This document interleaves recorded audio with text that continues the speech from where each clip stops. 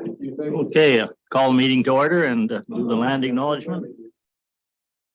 Municipality of Dysart acknowledges that we are on the traditional territory known as the Williams Treaty First Nations, which includes Curve Lake, Hiawatha, Alderville, Scugog, Island, Rama, Boswell, and Georgina First Nations. And we thank those nations for their care and stewardship over this shared land. Okay, so have a resolution to adopt agenda then.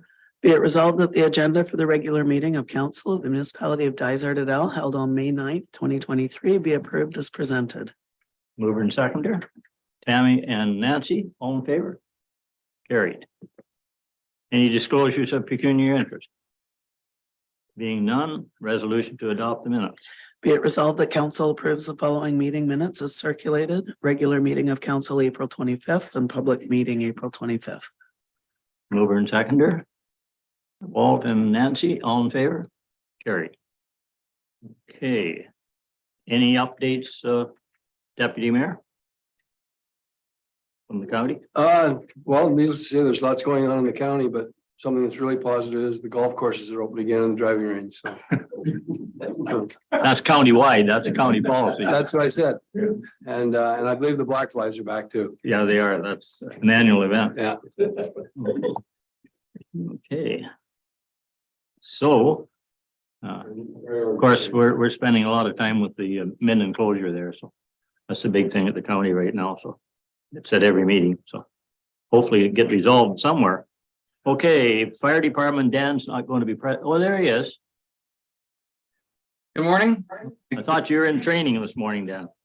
I was able to postpone that for a few minutes so I can get in here quickly. I see I'm on the agenda. So thank you very much. Okay, don't you want to give your report then? Yes, so just a quick overview, as you can see from the first year's present, that we're actually quite in line with last year's numbers. Surprisingly, I can see our alarm numbers are up for general smoke alarms and carbon monoxides for the month of April. So that's just reminding us that that's something we need to focus on with our public education opportunities. Which also leads into the fact that we had open house here in alignment with the rest of emergency services throughout the county here last Monday night, May 1st. I think it was fairly successful, especially as it was cooler weather. There is a video link that's, and possibly even through their social media, the county is sending out some information and lots of photos from the different locations. So hopefully you get a chance to see that, maybe see some familiar faces. And you can see it's right there from some of the pictures, some of the different equipment that they have at the other halls. Quick note, also the new 4x4 pickup truck we've ordered for towing their trailers and for us to do site visits. It has arrived. It's actually going out today to work on upfitting decals and all the 911 notification stickers and stuff on it. So. And then beginning of next week, it's heading out to have all lights and sirens installed. So it hopefully is ready to use by the end of May. I think that's everything I have, unless you have any questions for me. Any questions for Dan on any of his report? Okay, resolution then. Thank you, Dan. Oh, thank you very much. Have a great day. Be it resolved that council acknowledges receipt of the fire department report for April 2023. Mover and seconder. Barry and Pat, all in favor?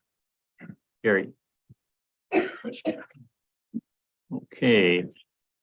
Public Works. I talked to Rob this morning and he's saying that we should deal with that letter along with Walker's letter at the same time, and he'll have a report next month.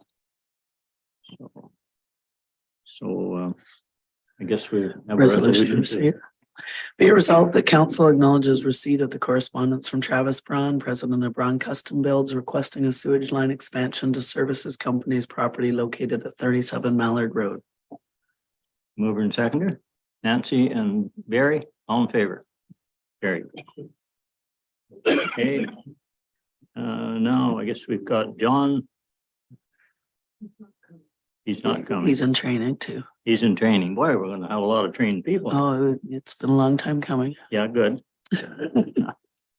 Any questions on that waste management report that John presented?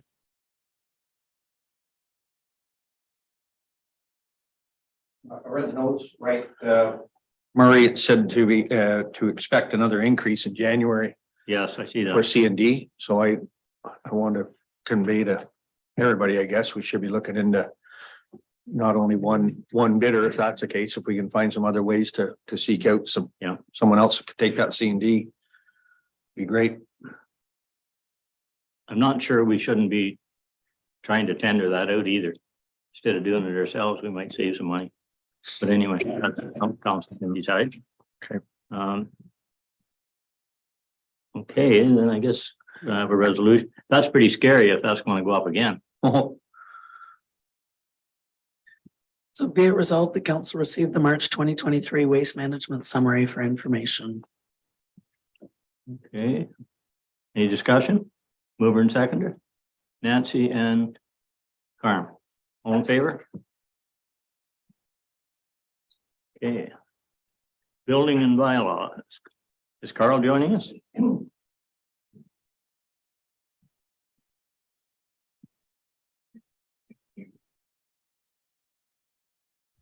Morning, Carl. Good morning, council.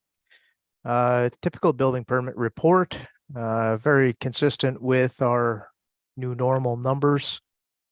We've had a few, construction value is up fairly significantly compared to last year, but due to a few big projects, again, they're not, they're just big residential projects, have been pushing those over.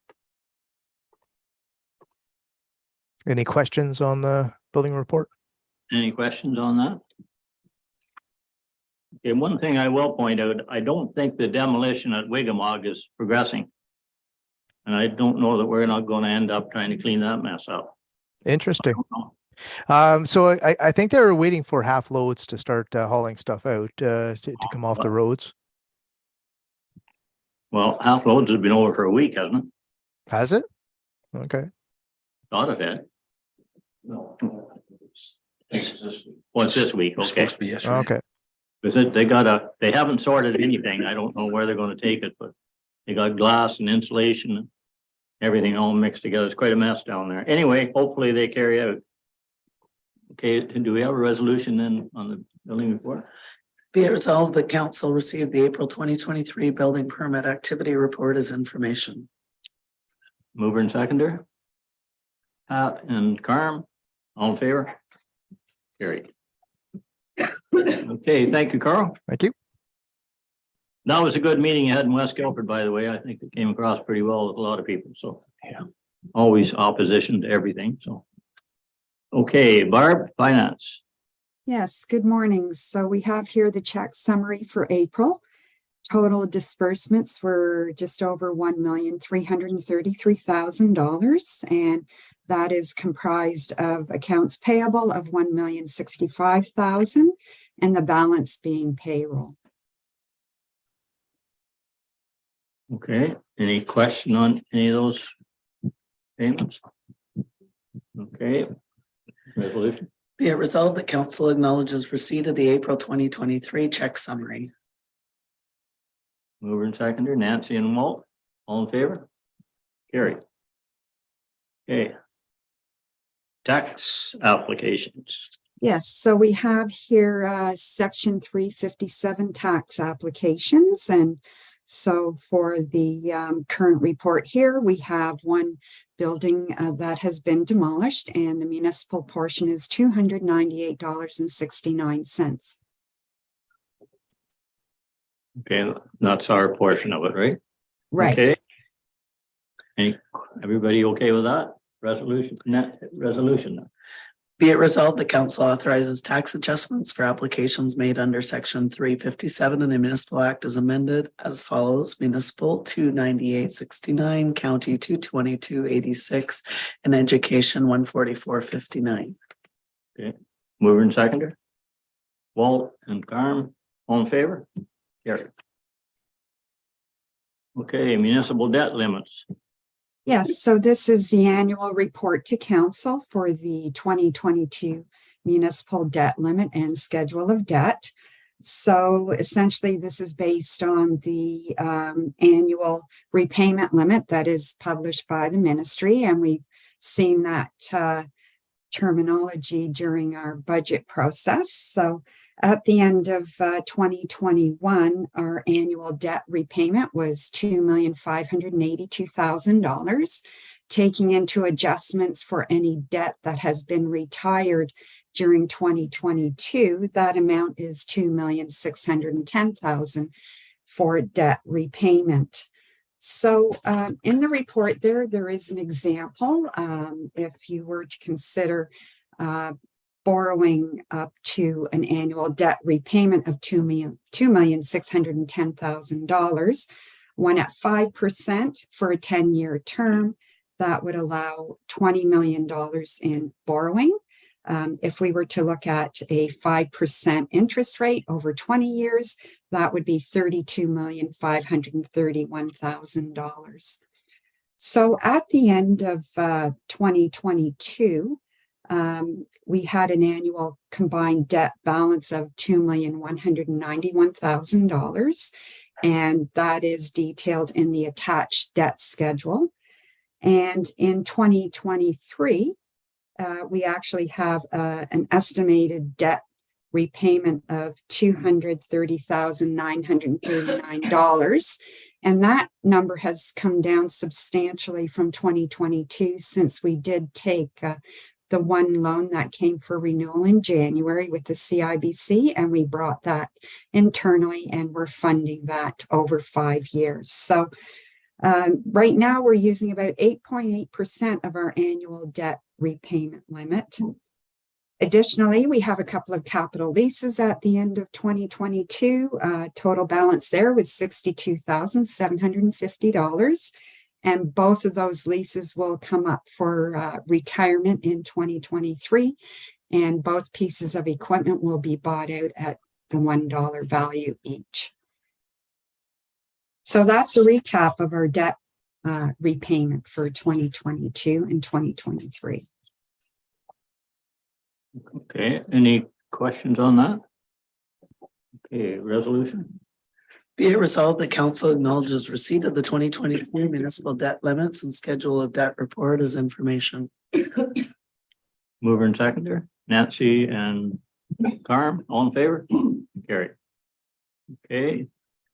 Now the investment and cash management. Yes, so we have here the annual report on investments and cash management for 2022, and that is keeping in with Ontario Regulation 43897, which requires a municipality to adopt a statement of investment policies and goals. So 2022 was a very active year. The Bank of Canada raised the prime rate on 7 different occasions. So obviously that is a result of the current economic conditions out there. And so the municipality closed out the year with a cash balance of just over $4 million.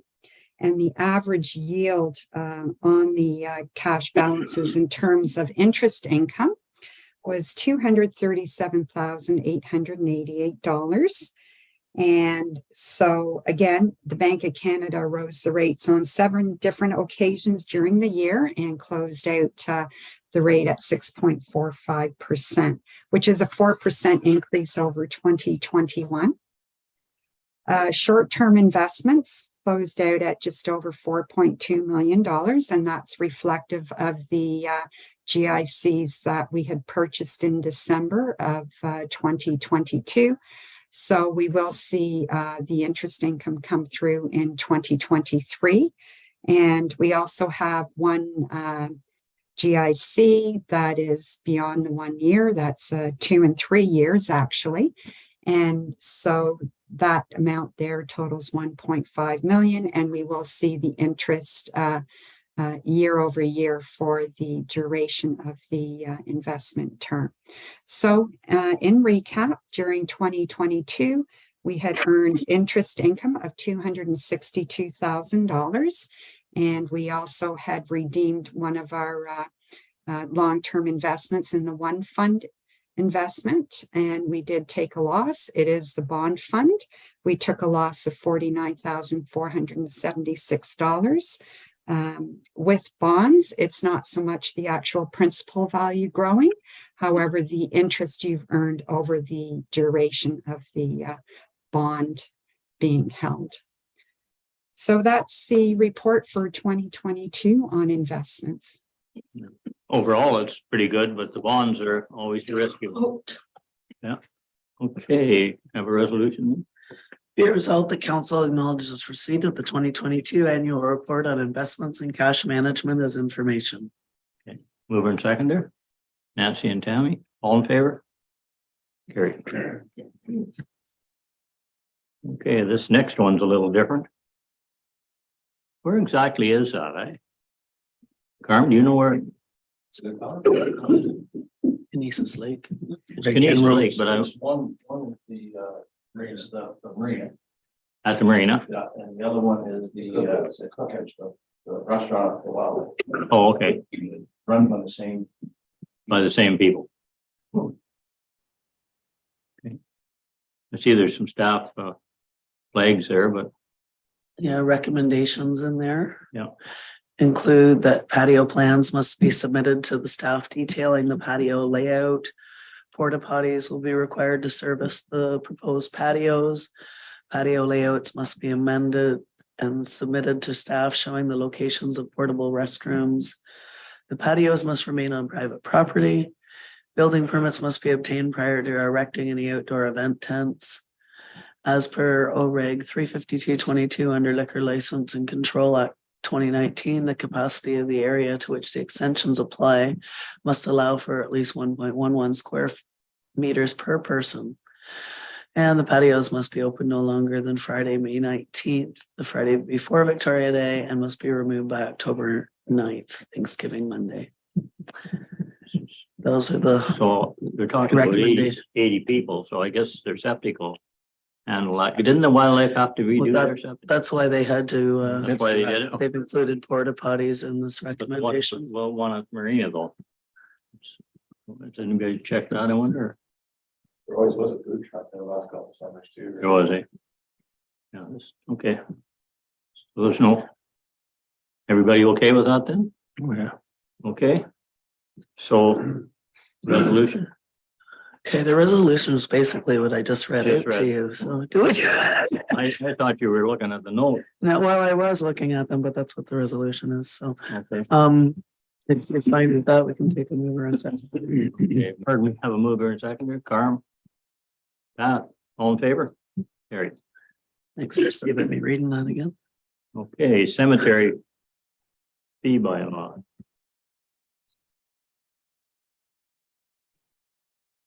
So I'll speak to that one. The municipality received notice from the Bereavement Authority of Ontario, which is the governing body for cemeteries. And commencing July 1 of 2023, they will be increasing their rate for the licensing of the different activities that occur within the cemetery and our sales. And so what we're looking at here is a rate increase on the internment activity, and that will be increasing to $30 per event.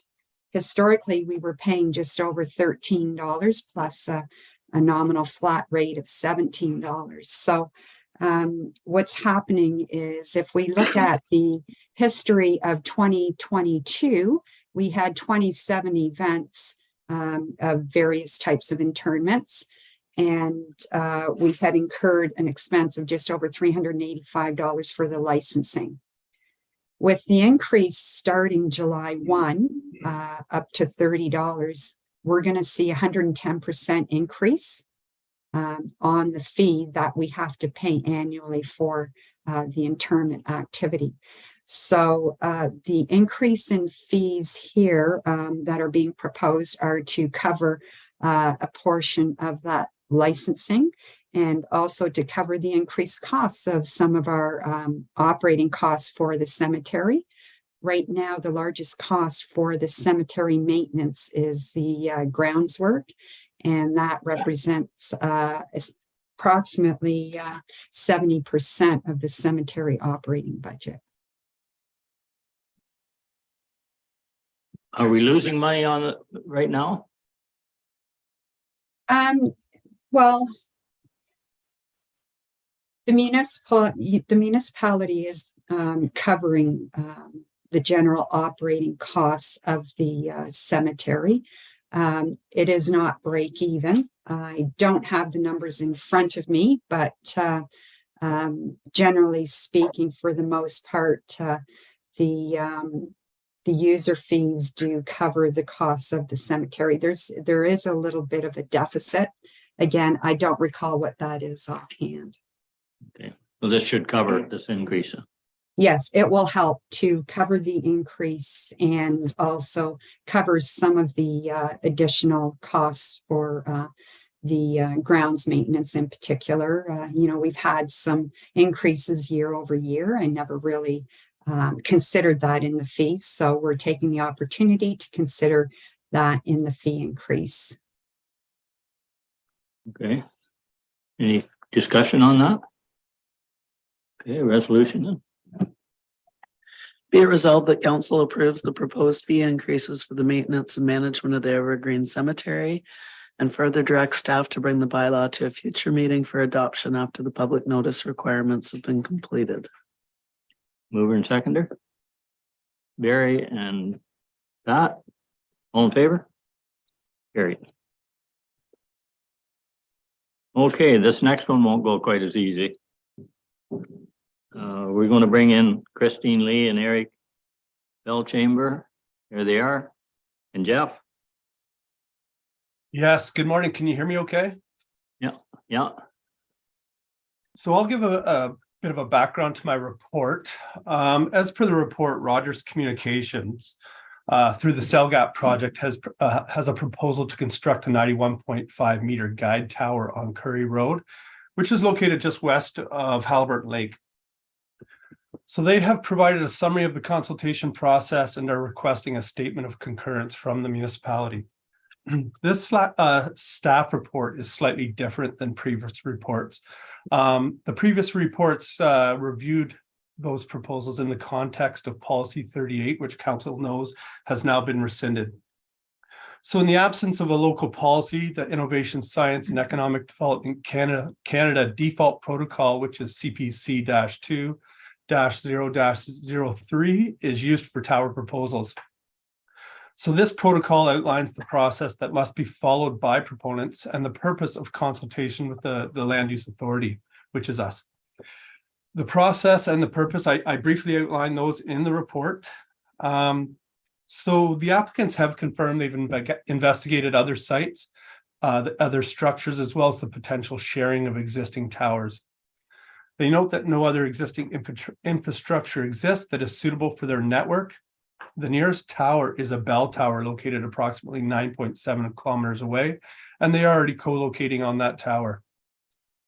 The applicants further confirmed that the proposed tower will comply with the environmental, health, and lighting standards required in that protocol. In terms of the public consultation process, a public open house was held on April 18th, which was attended by approximately 12 members of the public, as well as representatives from the Lake Association, municipality, and EORN. The proponents have submitted copies of all written correspondence received. And just reviewing that, it appeared 16 comments are in support of the tower, 8 are opposed, and 4 comments are neutral. A summary of all comments are included in the staff report, and if council would like me to summarize those, I can. Rogers feels that the proposed site is well situated and designed to have minimal impact on surrounding land uses. They respectfully request that the proposal be considered complete and the municipality issue a formal letter of concurrence. So if council chooses to offer concurrence on the proposed tower, staff recommend a couple suggestions. Staff suggests that the municipality recommend a vegetation buffer around the base of the tower to screen the proposal from immediate neighbors. In addition, council may also wish to include language to minimize lighting impacts. Staff seek direction from council related to the public comments received and Roger's request for concurrence. As you can see, Eric and Christian are here today and may wish to speak. Okay, you have a, okay, I'm going to get there. So do the Rogers people want to comment here? I think we're mainly here to answer any questions that come from council. Thank you. Okay. Nancy? Morning. I just have a question. Would there be any problem with Rogers with co-locating equipment for our emergency service and our roads department on this tower? I think that's No. pretty important. Yeah, so thank you for the question. Yes, the towers are available for co-location, both for other carriers. So I know there were some concerns that this tower would service only Rogers customers. And while that's obviously Rogers' only mandate, the tower is available for co-location either by other licensed carriers within Canada like Bell or TELUS or Freedom, as well as to municipalities. So there's a way for the municipality to reach out to Rogers Network Department to discuss co-location. So for water and sewer, fire, and emergency services, that is a possibility. Tammy? Would there be a fee to the municipality for that as well? Or would that be a service provided? There is a small fee. It's significantly less than another carrier would pay, for instance, because the equipment is quite different and the situation is obviously quite different. But there is a nominal fee. Okay. it's good I to don't know. I don't have the exact details, but Okay. Tammy, you have a question? Yeah, is there, since there was other things that could be on the tower, is there 4G on this tower as well? yeah, pretty sure we went over this yesterday in our 1-hour call. But yes, the primary service for all of these towers is still 4G service because of the greater broadcast area that it has. 5G, while very advanced and offers higher transmission rates, the broadcast range is still somewhat limited. So 4G is still the primary service that the area would receive from this. Okay, so that's good to know. So when would you suspect that 5G would be available on these towers? It's possible that 5G would be added at the time of construction. It's possible that it could be uplifted or upgraded at a future date. That's TBD at this point. I would expect, knowing that construction at the soonest would be a 1.5 years or so out, it would most likely be constructed with both 4G and 5G would be my guess. But you're saying that 4G would be the first one that would be activated. 4G, well, it's not necessarily the first to be activated, but it's kind of the bread and butter. I mean, without 4G, the network just doesn't work. 5G being quite limited in range. If towers only had 5G, then we'd have huge holes in the network. So it would definitely have 4G because that's what makes everything work and provides that broad service. And then whether or not it's enhanced with the 5G right at the onset isn't 100%, but most likely. Hope that helps. Okay. You have, Yeah, well, my other question was, if 5G is your optimal, that's what you're reaching for. And regarding the networking of the towers, and that you pick these certain locations because of the network, it just happens to be that most of them are in residential, if not all of them are in residential areas. And if they're only good for 800 meters, which means that you have 1,600 meters between the towers, there's a lot more. I'm looking at your map of where all the towers are in Dysart. That means there's a whole lot more towers that have to go in, even using the existing towers to make 5G happen. Is that correct? That's incorrect. So we're not optimizing the network for 5G. The network is planned and towers are spaced based on 4G because, like I said, that's the bread and butter of what makes the network work. However, if you have a tower there already, adding 5G equipment to it just enhances the service for the people who are within range to use that. But no, the towers are not spaced for 5G service. So In- one in- more, Go ahead. just one more question then. Why are you calling them 5G towers when it's really 4G that's being installed? As far as I'm aware, we're not calling them 5G towers. We're answering the question when people ask, will there be 5G service on the towers? The answer is yes, but we're not calling them 5G towers. Okay. Walt, you had a question then, Pat? Yeah, when you're driving down Curry there, when you look up the road going into the site, will you be able to see the site itself, or it'll be quite a bend in the road, or I know it's well treated in there, but I think that's the case. Sorry, in the simulations that we provided, we had the company do their best to show a representation of what the tower will look like from various vantage points. And along Curry Road, our guess, there may be a couple of spots that may differ, but for the bulk majority of along Curry Road, the tower won't be visible simply based on the fact that it's over 300 meters set into the woods, and the foreground being all tall trees, just basically create a screen, kind of the same way that the CN Tower is the tallest structure in the Western Hemisphere. But if you've got a two-story house between you and the CN Tower, you're not going to be able to see it, even though it's significantly higher, if that makes sense. So along Curry Road, we don't believe it'll be seen. You'd have to go into the lake a little bit. I think in that immediate area, I was speaking with one of the residents about, I guess there's a very popular public beach at the tip of an island. And that would be about the point where you'd maybe be able to see the very tip of the tower, but still most of it would be screened behind trees. It's tough to say with any degree of certainty, of course, because we can't take every single vantage point along the road, but along Curry Road, for the most part, it won't be seen at all. Thank you. Pat, you had a question? Yeah, Christian, it says in your, I guess in the documents here that the tower will also comply with health standards established by Health Canada Safety Code 6. You know how many years of compiled data they would have had in regards to, compiling the Safety Code 6? Like, has it been 4 years of data or whatever? I'm just, there's some concern of health issues with the towers, and I'm just trying to get a bit of a background as to where Safety Code 6 came from. And anyway. Yeah, I don't have the data at my fingertips. I know it's at least 15 or so years in terms of the most recent release.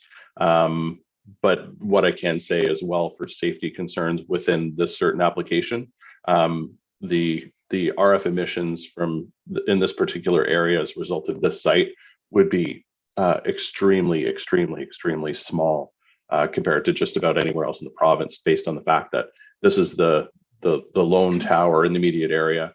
The antenna systems are going to be 90 meters up in the air, and it's just minute when you compare it to what is also deemed to be safe and falls into that Safety Code 6 compliance. If you look at downtown Calgary, downtown Vancouver, downtown Toronto, where if you stand on the street, you'll have 80 or 90 antenna systems within a mile, and even much lower. So it's those are also very safe, but this is just as safe as you can be without even bring up the topic, pretty much. I think Barry was next. Yeah, thank you.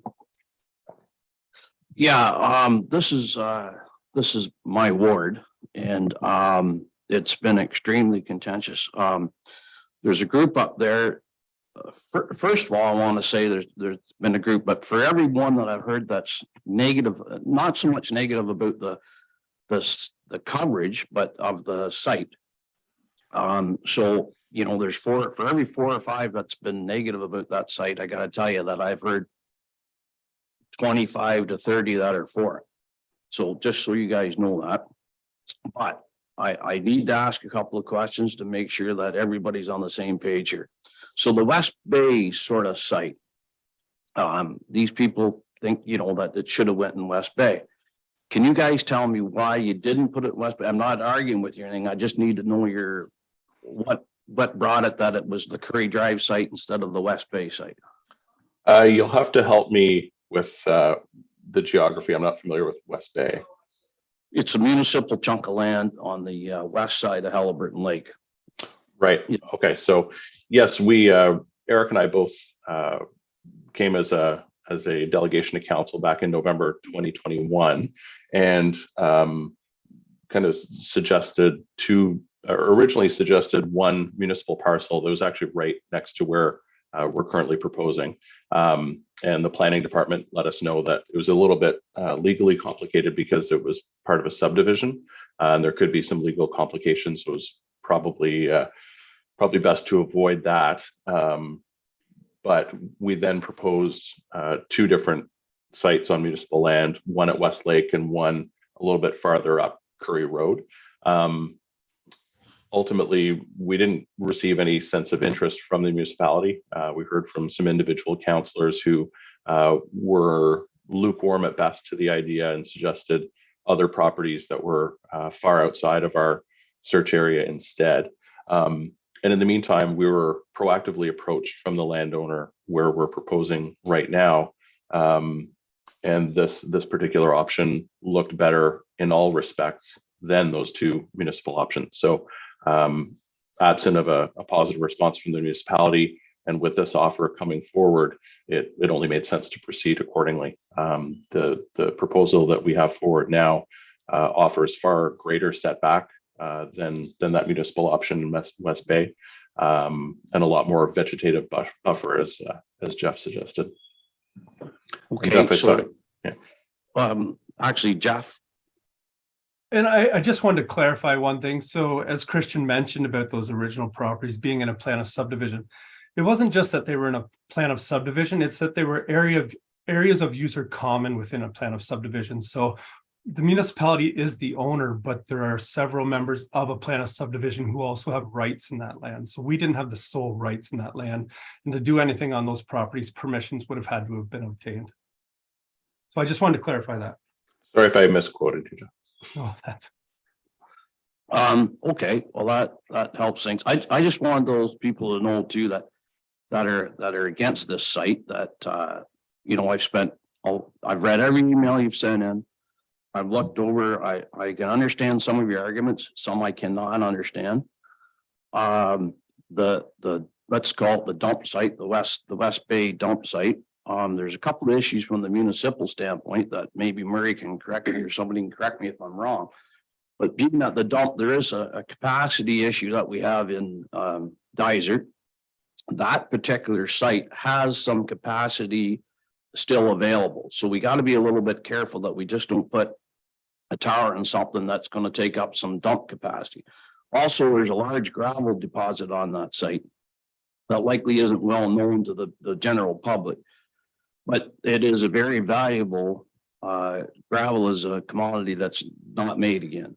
So it is a very valuable piece of property in that alone. So I just wanted to put that out there, that it's one of the thoughts of why it maybe shouldn't go on that site.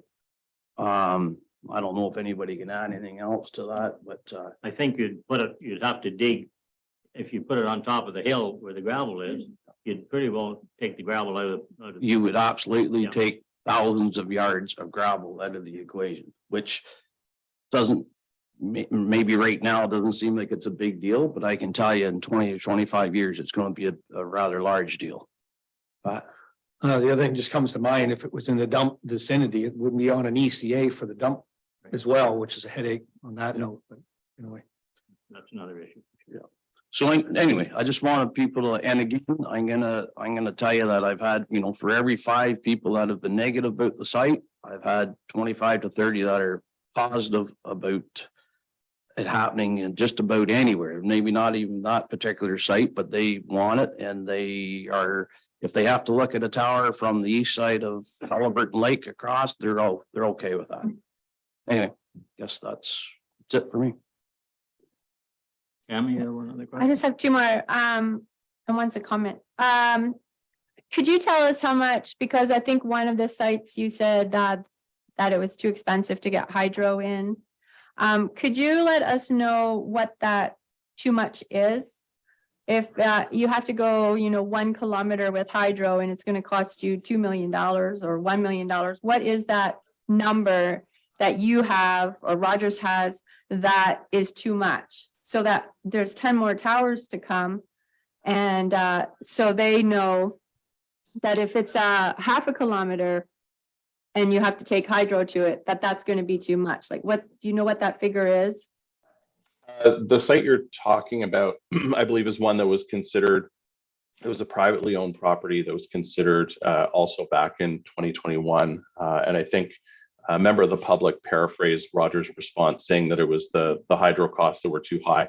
And that certainly was one of the factors, but the other factor, as we discussed with Councillor McKechnie yesterday, was that it was simply, I don't want to say unbuildable because the Egyptian pyramids were built, but that particular plot of land, the terrain and the elevation virtually make it impossible to construct a tower there without the use of helicopters and some really crazy stuff that would be so far out of the scope of a project like a cell tower that it wouldn't even be considered. So I can't put a dollar figure to the hydro cost itself because I don't have an accurate measurement, nor do I have a cost per meter, per 100 meters. But it on its own would be significant. But then when you layer on the complexity of the terrain, it just made it untenable. It's just not an option.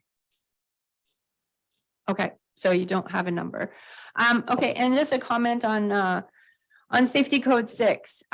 Just for customer service wise, it would be, I think, in your best interest for the general population that you're trying to plant these towers into, that if you had a more updated, rather than, I think you said 15 years old data regarding the health concerns, it might put the general public that's being affected by it more at ease if you could come up with a better document that like Safety Code 6 that is more current than one that's 15 years old. That's all. So that's great feedback for Health Canada. Health Canada are the ones who maintain and issue the safety regulations. Rogers and Bell and TELUS and other carriers are simply regulated to abide by them.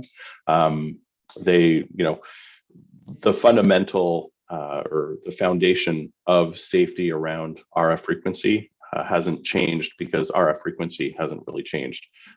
So they're constantly reviewing it and collecting new data, but they haven't, while they haven't published an entirely new version of Safety Code 6 doesn't mean that the data or the safety regulations aren't relevant or up to date.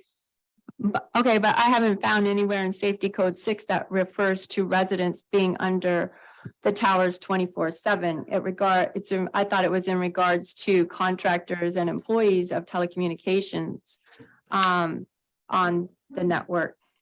There are two different scopes of Safety Code 6. So one has to do with the general health and safety of the people who live and work 24/7 within the areas that are accessible to the general public.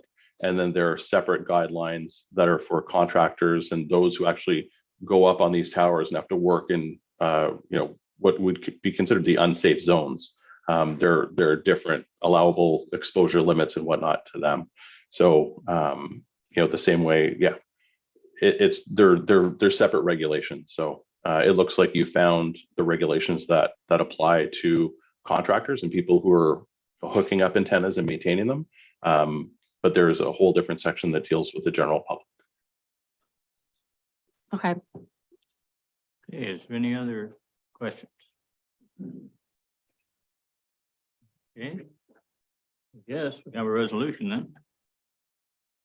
Be it resolved, the council concurs with the proposed telecommunications tower on Curry Road, site C8610, civic address 1229 Curry Road. A 30-meter vegetation buffer shall be implemented and or maintained around the proposed tower, and lighting shall be the minimum required to meet safety standards. The tower access road is to be designed and screened with vegetation to minimize the visual impact of the tower by immediate neighbors. Okay. Mover.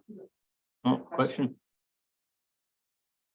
Can we put in there somewhere that we will have the opportunity to co-locate on that tower for emergency and municipal services? Oh, we can put it in, but it sounds like it's, no, you can, but it sounds like you can anyway. I think that's already part of, It's part of the deal. I'm It's not mandated. entirely sure. Yeah. Okay, thank you. Okay, so you heard the resolution, mover and seconder, Walt and Pat, all in favor? Are you voting against? it? Okay, but Tammy's registering enable. So it's carried. Okay, thank you. Thanks, everyone. Okay, so I guess we can go into close now. There's nothing else. Guess you need a resolution. Yeah. Resolution. Be it resolved, the council adjourn its regular meeting at 9:46. It's unheard of. To discuss matters pursuant to section 239, 3.1 of the Municipal Act as amended for the purpose of educating or training the members on recreational land and parkland dedication. Okay. Mover, Tammy, seconder, Walt, all in favor? Carried. Screen.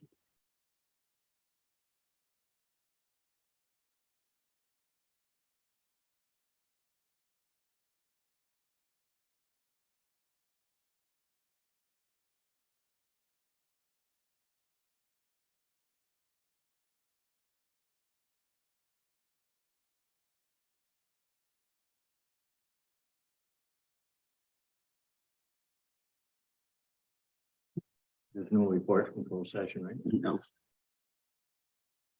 I can feel the ombudsman calls. All the county. Oh, yeah, I heard.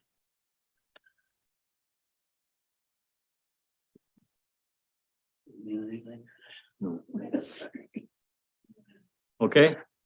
Any notices of motion? Okay, confirming bylaw resolution. Be it resolved that bylaw number 2023-50 being a bylaw to confirm the proceedings of the regular council meeting held on May 9th. Be read a first, second, and third time, passed, signed, and the corporate seal attached thereto. Any discussion? Mover and seconder. Barry and Nancy, all in favor? Carried. Now the adjournment. Be it resolved that council adjourn its regular meeting held on May 9th at 10:35 a.m. Mover and seconder. Pat and Walt, all in favor? Carried. Well, we got through in a hurry this morning. I hope we didn't miss anything.